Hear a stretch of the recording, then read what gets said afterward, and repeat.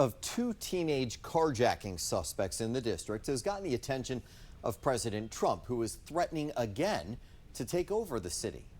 And that's because one of the victims is a former DOGE employee whose name was often in the headlines as many federal employees were being let go. Our Washington, D.C. reporter Felicia Ashley joining us live from the D.C. Bureau. So, Felicia, you spoke to people on both sides of the law on what this means and what this could look like. I spoke to multiple people who either were or are responsible for safety here on D.C. streets. Now, there are two sides. Some aren't even batting an eye at the president's recent threats. Others say they feel people are not taking this seriously enough. And I spoke to multiple former MPD officers, and I also spoke to a trial attorney who had a lot to say about the president's recent threats. They say that people should stay aware because federal involvement could lead to laws being enforced rather. There's more severe laws being enforced and also in a more intense way. Now, I spoke to 24-year MPD vet Ronald Hampton and a trial attorney, Timothy Maloney, about the president's most recent takeover threat. If the president is saying what he's seeing here in D.C. as it relates to crime is not enough when it comes to tackling it, from your experience within MPD, what is needed or what can be done, whether it's from the administration or from federal government, to continue bringing down the crime? I would like to see our local leaders use a little bit more imagination and vision when it comes to the kind of quote-unquote crime prevention programs. For example, the mayor of Baltimore has implemented several programs and things that we used to do years ago. The schools are staying open late in Baltimore. The rec centers are staying open late. I think it's a lot of chest beating on the part of the president, but the fact is that there are things the president can do to put pressure on the local government, such as taking over the police department or pressuring Congress to nullify some laws. For instance, Congress nullified the D.C. criminal code revision a few years ago. So the federal government is not without power. And the reason is that the District of Columbia is a federally created district. It's been that way since 1789. The Office of the Attorney General prosecutes juvenile crimes and said in part today that when MPD brings us cases with sufficient evidence of juveniles who have broken the law and hurt people, we will prosecute them and ensure they face consequences for their actions. Now, the OAG's full statement will be attached to this web story on WJLA.com. MPD did say they arrested two 15-year-olds from Maryland in this attack, and they say they're looking for additional suspects. But for now, reporting live from the D.C. Bureau, Felicia Ashley, 7 News. All right, thank you, Felicia. Let's dig deeper into those numbers regarding crime in the district. According to MPD, there have been 99 homicides in the district so far this year. It's actually down 12% from this point a year ago. Assaults with a dangerous weapon are also down, dropping 20% from 652 cases last year to 524 so far. In fact, according to their numbers, violent crime has dropped 26% compared to last year. And property crime has also shown a 5% decline. That number tracks burglaries, thefts, and arson. Taking it a step further here, here's a chart that shows as of 2024, violent crime is at a 15-year low in the district. This is according to dccrimecards.dc.gov. Now, the red line on your screen is violent crime, and the blue line is total crime. The numbers are only calculated after the year's end, but as we just showed you, this year's numbers are currently on track to be even lower. Michelle? Now, if you're keeping track, this is not the first time President Trump has threatened to take over the district. Back in February, he said the federal government should take over governance of the city. However, that's easier said than done because of the 1973 Home Rule Act, which allows D.C. residents to elect its own government. In recent months, both House and Senate Republicans have introduced bills to repeal the law. But the bill would require 60 votes in the Senate, meaning it would require support from some Democrats. Now, today I spoke with a legal expert who says even without a repeal, President Trump does have some power over D.C. Listen. He can federalize the National Guard. He can take over the Metropolitan Police Department in an emergency situation. He already controls federal prosecutions through the United States Attorney's Office. But to do more, he would have to have Congress act.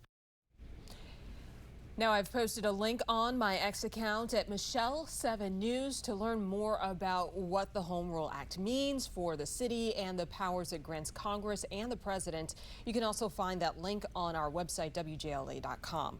And today we are also asking you to weigh in on this topic. Do you feel safe in D.C.? To answer, all you have to do is scan the QR code on your screen, and currently 36% say yes and 64 say no. So keep voting. We'll update this number throughout the evening.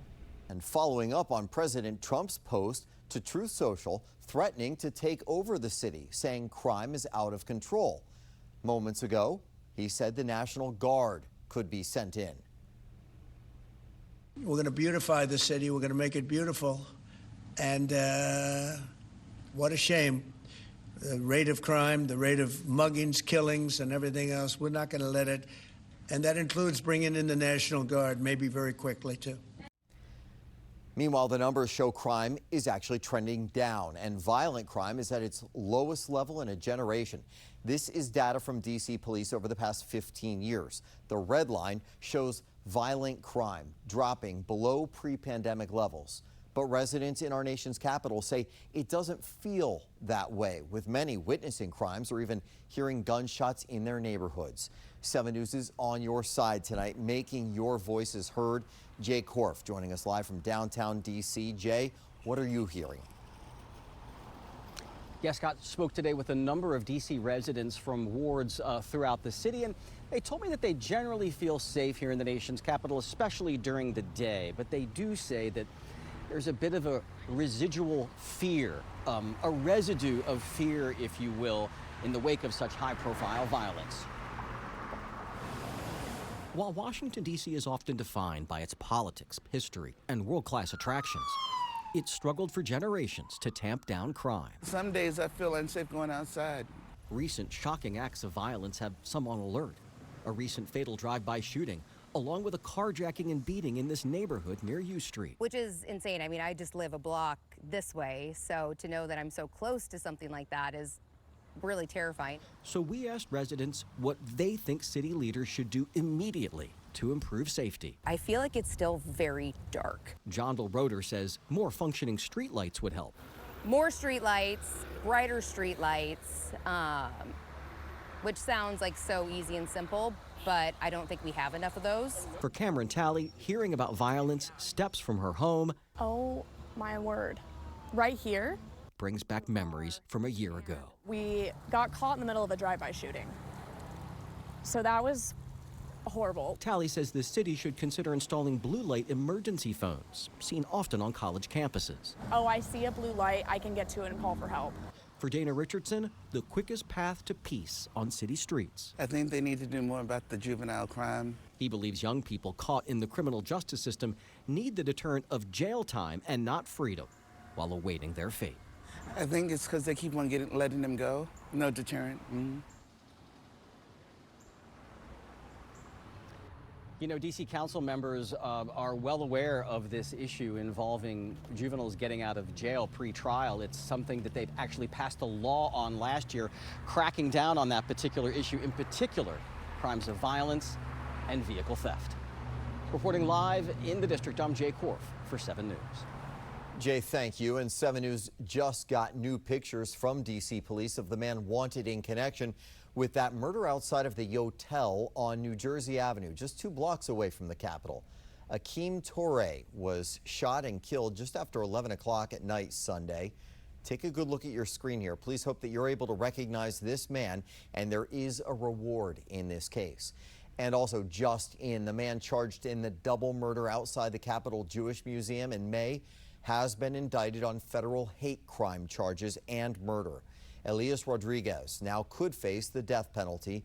He's accused of shooting and killing 2 Israeli embassy staffers outside of D.C.'s Capitol Jewish Museum back in May. The young couple, Yoran Lashinsky and Sarah Milgram, who were going to get engaged, were leaving an event at that museum. Now is your chance to weigh in. Do you feel safe in D.C.? Scan the QR code that's on your screen to participate in our question of the day.